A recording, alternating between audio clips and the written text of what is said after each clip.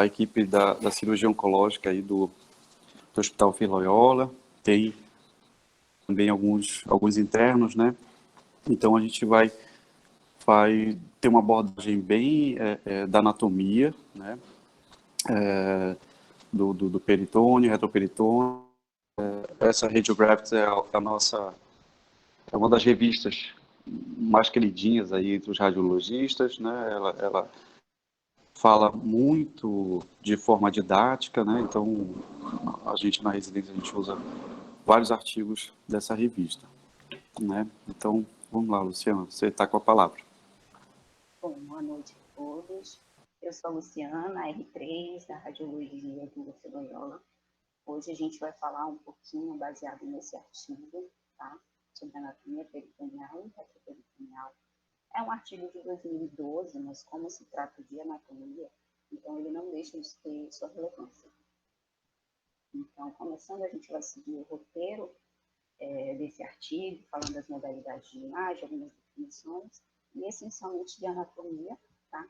E quanto à propagação, disseminação de doenças por essas regiões que a gente vai discutir. Então, começando, existe uma infinidade de patologias que podem acometer o peritônio ou o retroperitônio. Então, é importante que a gente saiba e consiga entender todos os espaços, ligamentos, mesentérios, tudo que forma a cavidade peritoneal, a fim de poder localizar a doença e vias de disseminação para os espaços específicos e formular um diagnóstico, tá? Para um relatório preciso que possa ajudar a equipe da cirurgia. Então, a gente lança mão de algumas modalidades de imagem, as principais, a ultrassom, a tomografia e a ressonância. A ultrassom é importante, pode ajudar a gente a identificar correções, as síntese, orientar a drenagem. Tem a vantagem de ter portabilidade, então a gente pode utilizar a ultrassonografia em pacientes que estão internados em UTI, têm uma dificuldade de locomoção. É um exame sem radiação, com menor custo em comparação à tomografia, mas tem suas desvantagens quanto à limitação na avaliação global da anatomia. Na tomografia, por outro lado, a gente tem uma avaliação global com imagens isotrópicas, que significa o quê? Que a gente consegue ter reconstruções dos 3 planos, né? Sem perda da resolução da imagem. E isso vai ajudar a gente nessa avaliação. E é o método de escolha nessas doenças, para detectar doenças do peritônio. A ressonância tem algumas desvantagens, principalmente quanto aos artefatos, né? Artefato de movimentação respiratória, artefato quanto aos gases intestinais, e tem uma menor resolução espacial, além de serem exames muito prolongados, às vezes nos pacientes que requerem uma certa urgência, não é conveniente.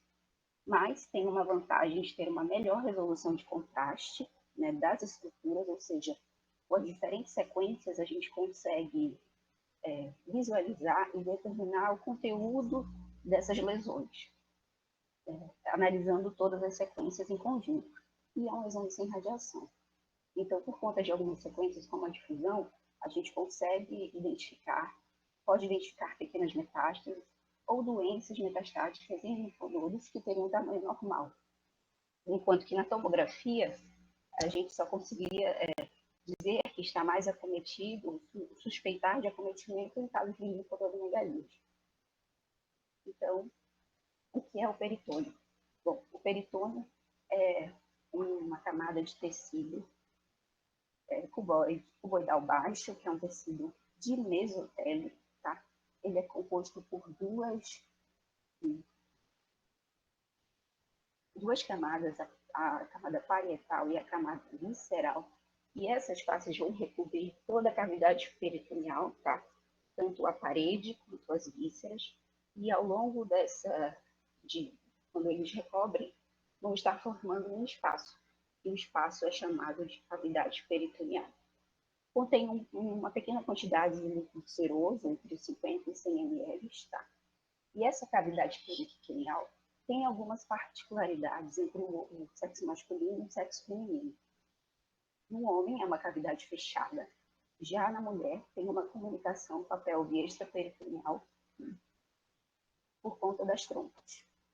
é dividido em dois compartimentos, tá? O saco menor e o saco maior. E ao longo das suas formações, das uniões junto com os órgãos e com a parede abdominal, eles vão formar essas uniões dos dois folhetos, tanto parietal quanto visceral, que vão dar as estruturas de sustentação, que são os ligamentos. Então, a gente começa com o ommento, tá? Então, a gente tem ommento, mesentério e o mesocolo, todos formados pelas estruturas peritoneais. E eles podem ser tanto estruturas de sustentação de um órgão a outro, quanto estruturas de sustentação de um órgão à parede abdominal. Então, o ommento, ele vai dividido em ommento menor e ommento maior, tá? O ommento menor formado pelo ligamento gastrohepático e pelo ligamento hepatoabdominal. Então, essa é a estrutura mais linear aqui em cima. E o ommento maior, que vai conectar o estômago ao colo transverso. Então, essa estrutura maior forma um avental na região mais anterior. Tá? Mesentério, que vai ligar as estruturas da parede, os órgãos à parede abdominal. Então, elas são cobertas por vasos, linfonodos, nervos e gordura. O principal mesentério do intestino delgado, tá? Que vai conectar aqui as estruturas do delgado à parede posterior, ao retroperitônio, tá? E o mesocolo, que a gente tem mesocolo transverso, o colo transverso, mesocolo sigmoide, tá bom?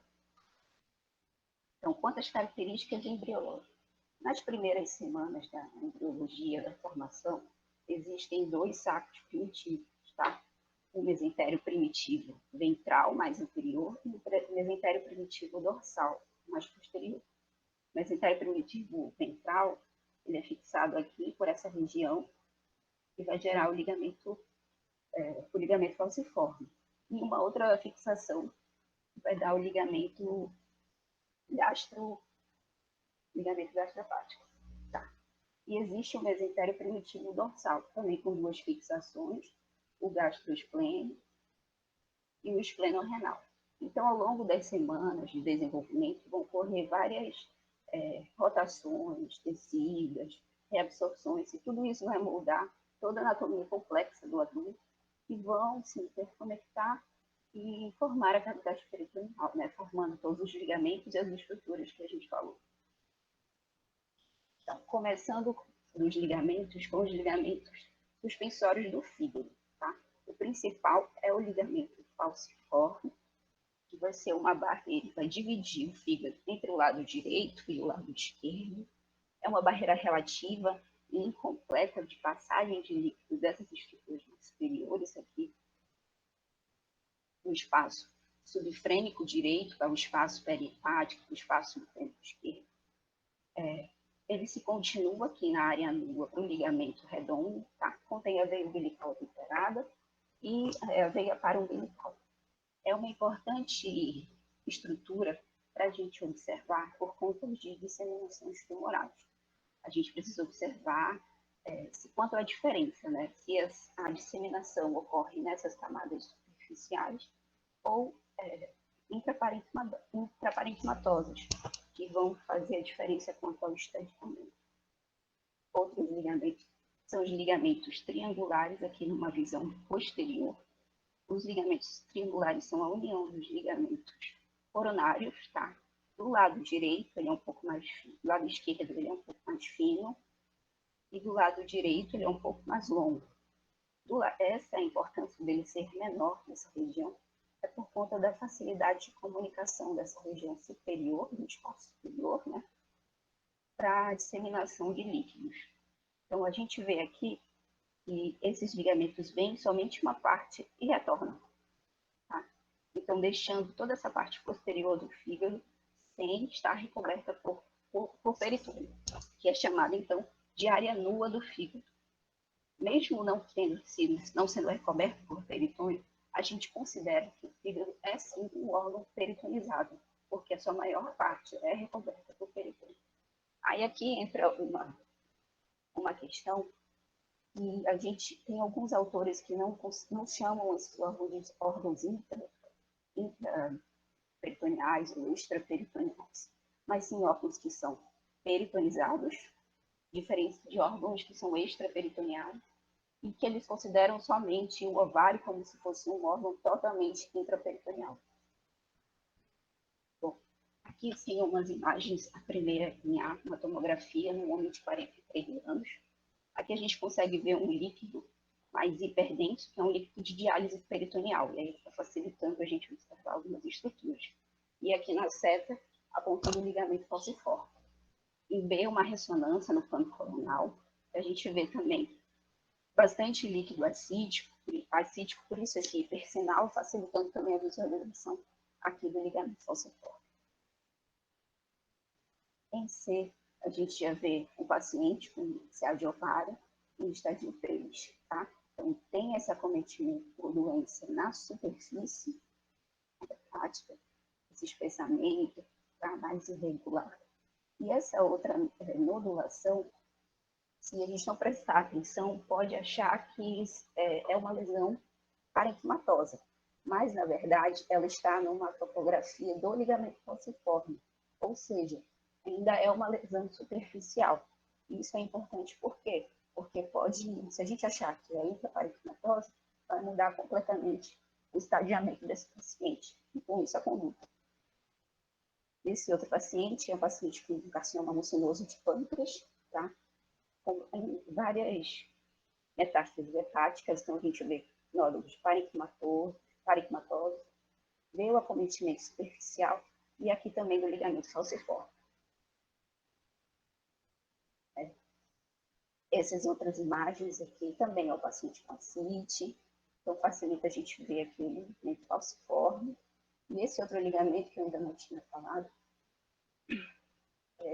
é o ligamento triangular, tá? Nesse aqui, ele faz essa barreira incompleta, digamos assim, entre o espaço subfrênico direito e o espaço hepatorrenal, que é o espaço de morte, tá? Dando sequência aos ligamentos, agora sobre o momento menor. Como eu tinha falado, ele é formado pelo ligamento gastrohepático e pelo ligamento hepatoduodenal. Então, no ligamento gastrohepático, a gente vê que ele acompanha a pequena curvatura do estômago, está em direção ao fígado, e contém a veia coronária e a artéria gástrica esquerda. O ligamento hepatoduodenal já contém essas estruturas importantes do músculo hepático, como a porta, a artéria hepática, ductos hepáticos comuns e parte do ducto cístico.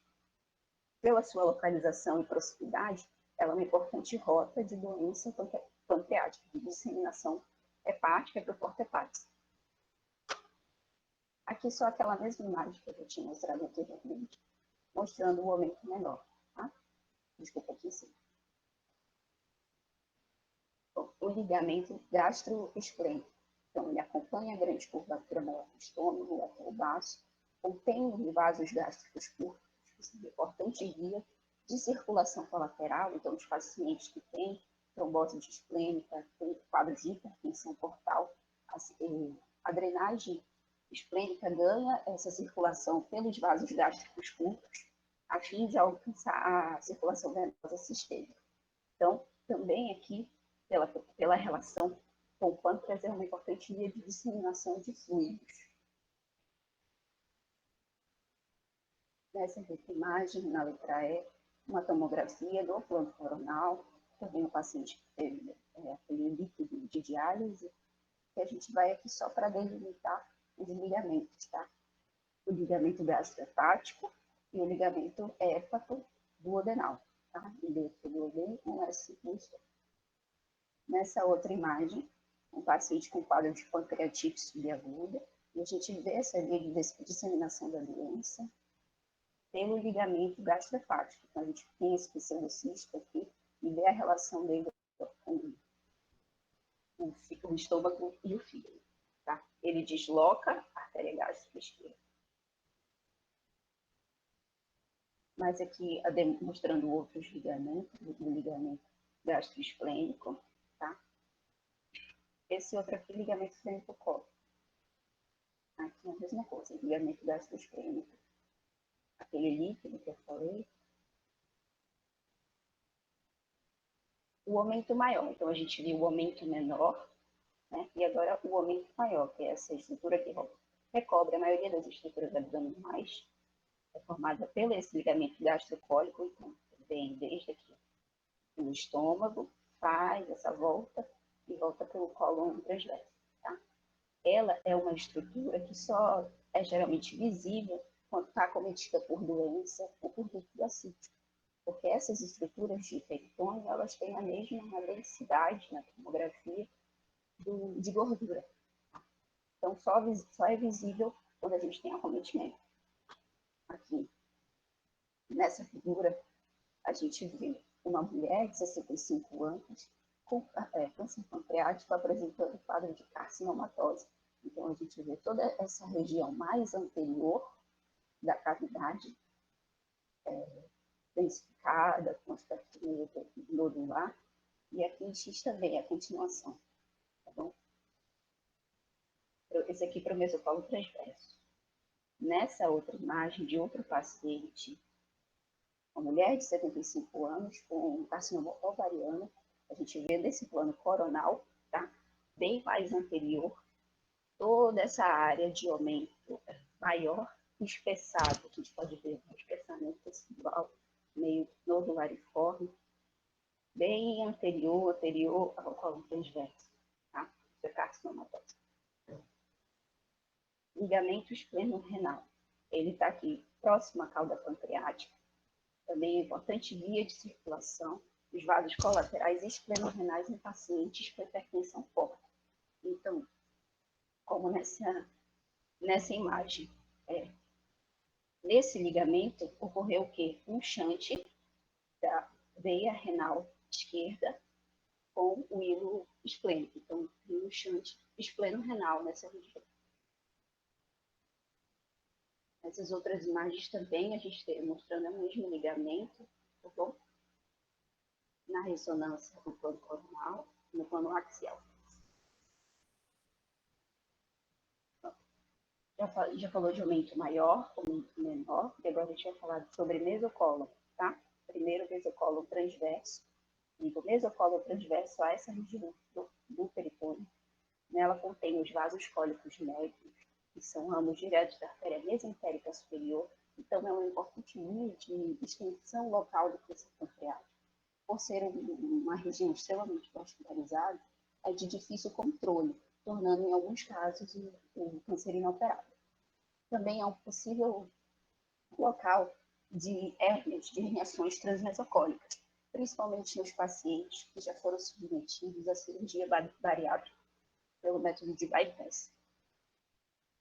Então, esse paciente aqui, a gente vê essa densificação do mesocólon transverso, um paciente com câncer pancreático, então está acometendo aqui, já tem metástase para essa região. Aqui, demonstrando o exemplo da hérnia transmesocólica. Então, por conta do procedimento cirúrgico, essa área é uma área de fragilidade, podendo ser um possível local de herniações. Aqui a gente tem como exemplo uma tomografia de uma mulher de 47 anos. A gente vê alças de jejum dilatadas e bem mais anteriores, sendo que as alças de jejum deveriam ser mais mediais, aqui a gente deveria ver colo transverso. Então, elas são bem mais anteriores, tem uma densificação da gordura adjacente, há inclusive uma densificação desse celular. E se essa mesma paciente sofre uma outra visão coronal, a gente vê justamente essa área aqui, que foi a área de hérnia mesocólica. Então, a gente vê as alças bem dilatadas, aparentemente espessadas, uma região de densificação e edema do mesentério.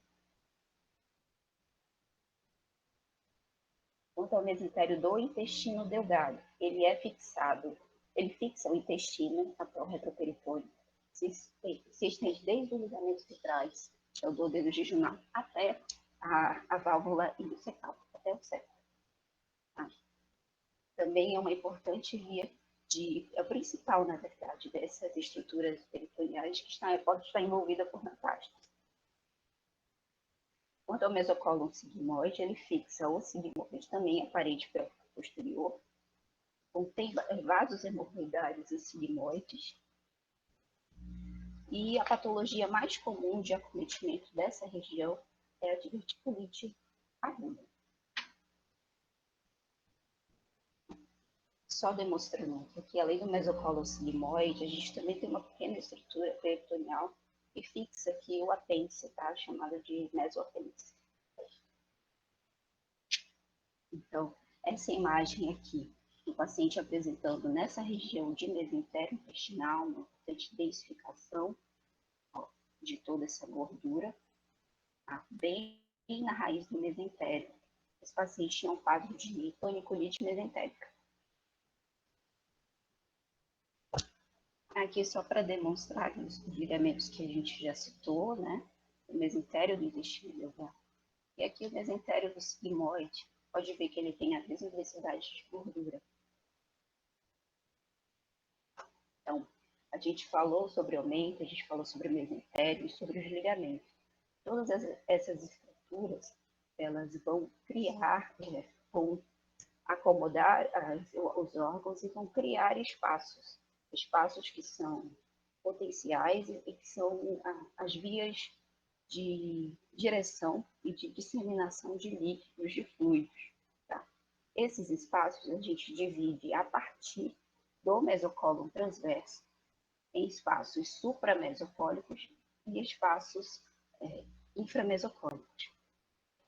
Os espaços supramesocólicos, tanto direito quanto esquerdo, a gente consegue observar. Nessa imagem aqui é quanto a disseminação de líquido peritoneal normal. Então, ele vai seguir um padrão, desde lá dos espaços subfrênicos em direção aos espaços parietocólicos ou paracólicos, né? Tanto direito quanto esquerdo, subfrênico esquerdo. Tá? E existe uma comunicação dos espaços supramesocólicos direitos e esquerdo, porque há um impedimento incompleto nessa região pelo ligamento falciforme, eu já tinha citado antes. Então, e também supramesocólicos, esse saco menor, que a gente ainda vai falar um pouquinho mais para frente. Tá? Quanto aos segmentos inframesocólicos, então, a gente tem aqui separado os espaços paracólicos, né, pelo cólon ascendente e pelo cólon descendente, e os espaços inframesocólicos, tanto direito quanto esquerdo. A gente pode observar que o direito, você vê que ele é mais restrito, por conta que embaixo passa o mesocólon transverso que fica aqui no século, enquanto o esquerdo ele é mais livre, então a disseminação de fluidos é direta para essa região, para o espaço pélvico. Então, aqui só demonstrando, a gente tem o espaço subfrênico direito, espaço subfrênico esquerdo, aqui do subfrênico esquerdo indo em direção ao espaço paracólico ou parietocólico do lado esquerdo. Tá?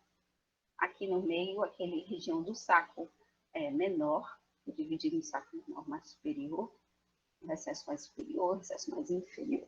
A gente vai falar mais para frente. Nessa outra região aqui, que continuou com o espaço subfrênico direito, é o espaço hepatorrenal, tá? O espaço de morte. Né? Nesse paciente aqui, apresentando uma coleção, né? Provável biloma. E os espaços inframesocólicos, então, espaço paracólico direito, espaço paracólico esquerdo.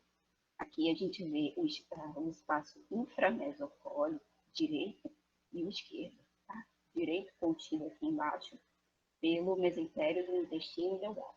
Então, ele é mais contido nessa região aqui. A disseminação é um pouco mais difícil. É mais fácil nesses outros que tem uma passagem um pouco mais livre. Falando agora desse saco menor, como eu havia citado, tá? Também chamado de bolsa mental ou de retrocavidade dos epífitos. Então, o recesso superior esse menor, está acima da reflexão peritoneal da artéria gástrica esquerda e próximo ao lobo caudado. O recesso inferior, ele é maior, está entre o estômago e o corpo pancreático, e eles dois são separados por uma pequena prega peritoneal que contém a artéria gástrica esquerda. No lado direito, o recesso se comunica com o espaço subhepático através do forame de Wisner, que é um potencial local de hérnia. Então, aqui nessa imagem, uma ressonância coronal ponderada em conduz, a gente vê demonstrando aqui o saco menor, tanto o recesso superior quanto o recesso inferior. A gente vê que o inferior aqui ele é maior. E separando essas duas estruturas, tem essa prega peritoneal que contém a artéria gástrica. Tá? Esse outro exame de um paciente, uma tomografia no plano axial de uma mulher de 48 anos, mostrando aqui para a gente ver o seco, tá? Ele está adjacente ao estômago, uma posição não usual. E aqui nessa região mais densificada que a seta mostra, são a passagem dos vasos cólicos direitos pelo forame de Wisner, então indicando uma hérnia interna, tá? Que foi confirmada cirurgicamente. Bom, a gente falou dos espaços suprainframesocólicos e existem também os espaços pélvicos, tá? Uma pequena diferença entre o sexo feminino e o sexo masculino. No feminino, mais comum é o fundo do saco de Douglas, né? Ou o espaço retrouterino. E o espaço também anterior ao útero, o espaço lésico uterino. Tá? Essa imagem aqui numa tomografia do sagital, contendo aquele líquido, né, de diálise peritoneal, por isso mais hiperdenso. Em B, a gente vê uma ultrassonografia, tá? Demonstrando aqui o útero e o reto e uma coleção na área de líquido, como insetos de permeio, nesse espaço retrouterino, tá? Que era um provável hematoma por conta desse conteúdo. Aqui outra imagem também, uma ressonância nos planos sagital, no T2, a gente vê esse líquido, tá? Assim, no sexo feminino, ocupando o fundo do saco de Douglas e a região mais superior de lésico uterino. No homem, a gente tem essencialmente esse espaço retrovesical. A gente já falou dos espaços da cavidade peritoneal e agora a gente vai falar dos espaços que são retroperitoneais. Tá? Primeiro, o espaço pararrenal anterior, tá? Espaço pararrenal posterior, o espaço perirenal, que são os principais. E alguns autores consideram um quarto espaço, que é o espaço que envolve a aorta e a veia cava inferior, porque existe uma interrupção, por conta desses vasos, no espaço perirenal. O espaço pararrenal anterior é delimitado anteriormente pelo peritônio parietal, tá? Anteriormente, e posterior pela face. Então, contém pâncreas e as partes direita e esquerda do colo, então aqui a gente já consegue delimitar quais são os órgãos que são essencialmente retroperitoneais, né? Pâncreas, colo ascendente, colo descendente, primeira porção do duodeno. Tá? E no caso de pacientes que evoluem com pancreatite aguda, ocorre a disseminação dos fluidos, dos líquidos, pelo espaço pararrenal anterior, mas ele está sempre em íntimo contato com as outras estruturas mais posteriores, principalmente o espaço pararrenal posterior. Então, ela ganha esses outros espaços, no pararrenal posterior, em íntimo contato aqui com a face transversal, por isso gerando esse sinal, né, dessa equimose em flancos, que acomete toda essa região. O espaço, além do espaço pararrenal anterior, o espaço perirenal, que é delimitado pela fáscia perirenal, anteriormente fáscia perirenal anterior, chamada de fáscia de Xerota, e a fáscia perirenal posterior, chamada de fáscia de Zuckerquin. delimitando esse espaço perirenal, mais inferiormente, terminando num aspecto de cone invertido, formando o espaço intrarrenal. O espaço pararrenal posterior, como eu falei, delimitado pela face transversal e pela face lateroconal. Existe nessa região então, uma comunicação direta, né, já que último contato com pessoas, com triângulos lombares e com a musculatura transversal, o transverso, uma comunicação dessa parede com os triângulos lombares superiores e inferiores. Então, no paciente que evolui com uma fragilidade da poneurose nessas regiões, podem, mas não comumente, evoluírem com aquelas hérnias lombares. E o quarto espaço, como eu falei, que envolve a aorta e a veia cava inferior, em quadros de hemorragias, esse líquido tende a se estender por entre as fáscias, né? Então ele ganha os outros espaços.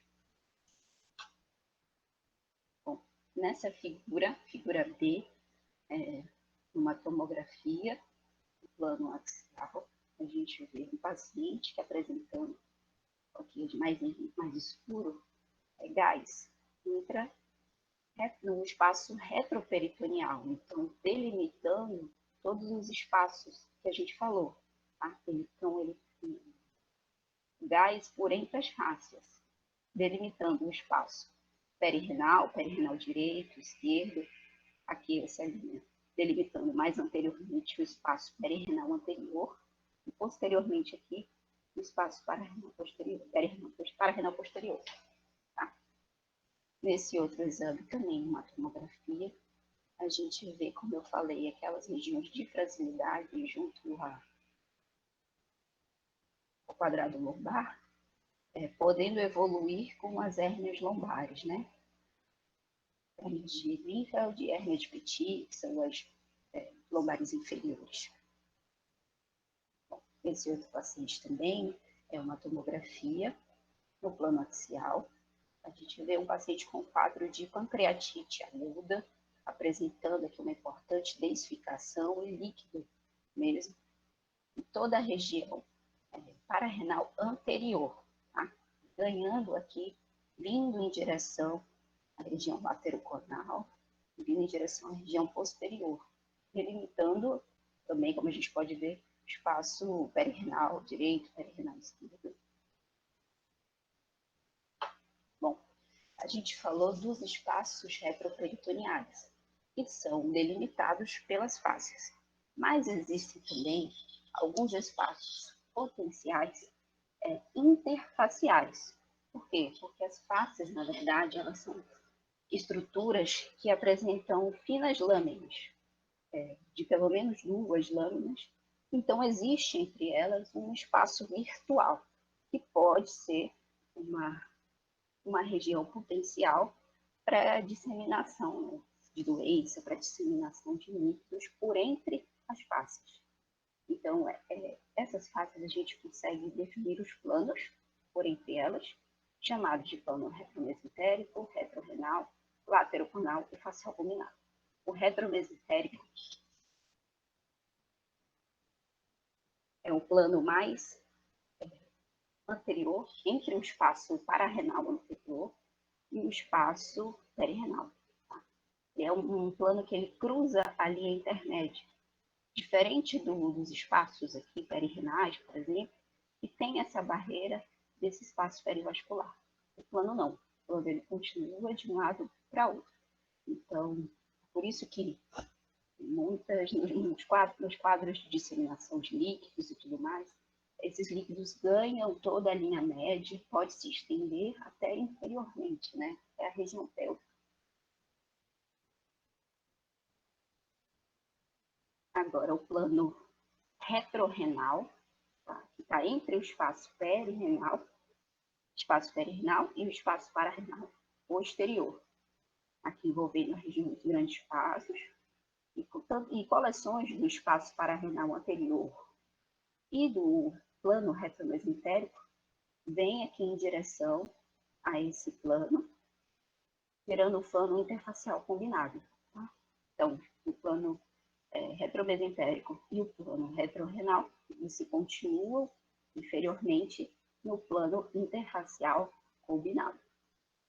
E pode se estender para o retroperitônio pélvico. Tá? Esse outro plano é o plano interfacial lateroconal. Ele comunica as faces lateroconal com os planos interfaciais retromesentérico e retrorenal, aqui numa região de trifacial, se chama. Então, aqui, só para demonstrar num outro plano, justamente essa união dos planos que eu falei, retromesentérico, mais inferior, e o plano retrorenal, mais posterior, que se juntam inferiormente, formando o plano facial combinado, tá? Então, que é anterior, aqui é a linha fáscia de Geroto, e posteriormente a fáscia de Zucker-Kendall, né? Formando o plano facial combinado. Então, aqui, aquela mesma imagem daquele paciente com o retropneumoperitônio, a gente vê que esse gás ele está justamente nos planos interfaciais. Então, o plano retromesentérico, o plano retrorenal, todos se comunicando aqui, vindo lateralmente em direção ao plano lateroconal. Tá? Como tem essa comunicação direta com a face transversal, que pode ocorrer essa disseminação para o tecido celular subcutâneo, como a gente observa aqui. Então, tem enfisema do tecido celular subcutâneo, tá? Não só no retroperitônio. Bom, mais uma imagem demonstrando aquilo que eu já tinha falado. Então, aqui uma face de Gerota no anterior, a face de Zucker-Kendall, se unindo inferiormente nesse aspecto de cor invertido, né?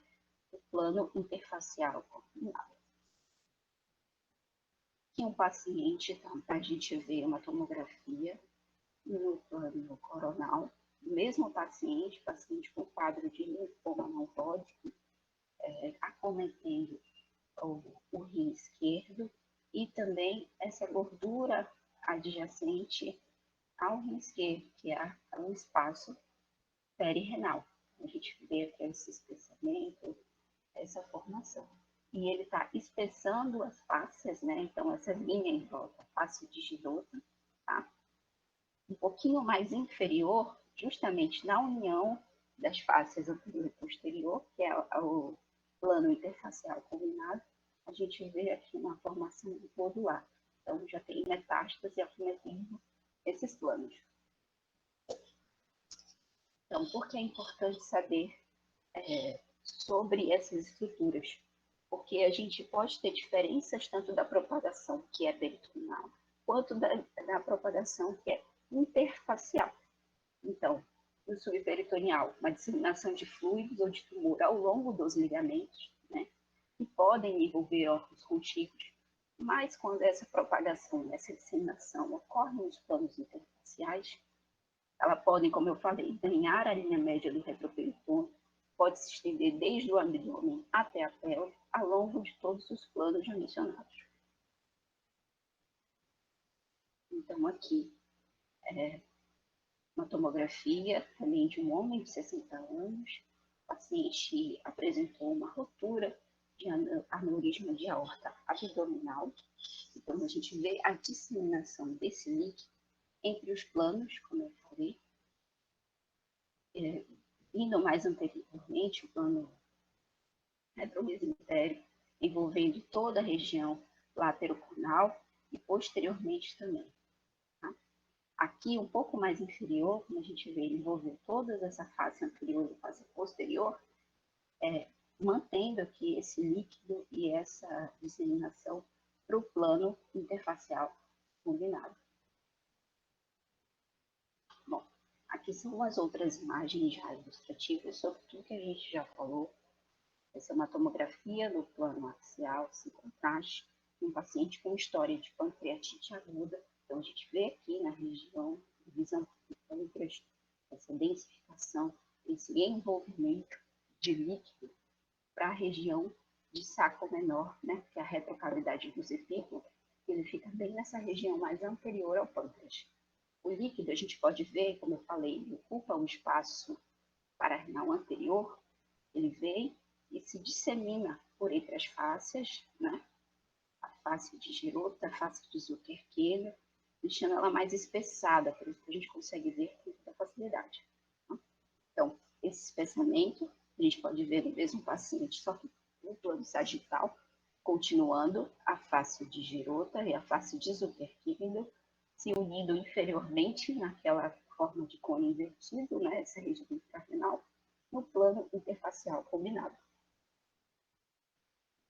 Um outro paciente, numa tomografia sem contraste, no plano axial, um paciente de sexo masculino com história de cirrose hepática. E não tão claramente, mas a gente consegue ver que o fígado apresenta uns contornos um pouquinho mais serrilhados. Essa imagem para demonstrar essa estrutura linear aqui, que é o ligamento hépato-duodenal, que é a região do duodeno, tá? Mesmo paciente. Esse outro paciente também aqui, uma tomografia axial, um plano axial com contraste, só para demonstrar aquele líquido que eu falei do espaço subfrênico direito, tá? O envolvimento e disseminação de doenças aqui nesse espaço perivascular, paciente com ano. Já com essas outras alterações. Bom, então é importante a gente conhecer as características radiológicas, porque elas podem ser muito inespecíficas.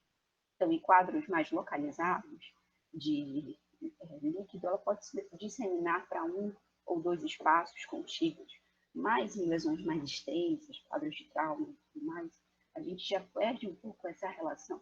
E o líquido e a doença pode se disseminar por todos os espaços.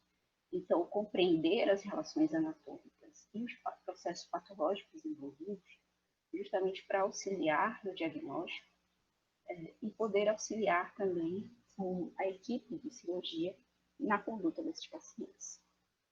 É isso, muito obrigada pela atenção de todos.